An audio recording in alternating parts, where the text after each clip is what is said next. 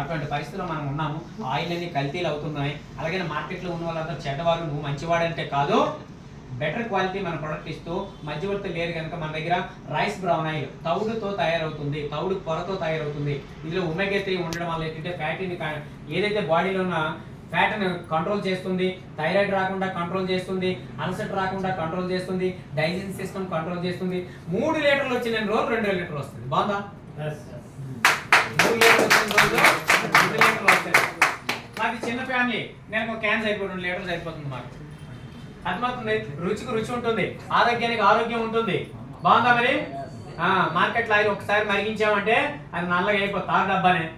రెండోసారి మళ్ళీ వాడాము అంటే అందులో క్యాన్సర్ కణాలు అభివృద్ధి చెందిపోతున్నాయని రోజు పేపర్లు వేస్తుంటారు. మనం ఇలా చదివేస్తాం, ఇంత వెళ్ళని వదిలేస్తాం, మళ్ళీ వెళ్ళి అక్కడే తింటుంటాం. రైటా? అలాంటి వద్దు. మీ ఆరోగ్యాన్ని మీరు కాపాడుకోవాలనుకుంటే మన దగ్గర ఉన్న రైస్ బ్రౌన్ ఆయిల్ మీరు వాడుకోండి.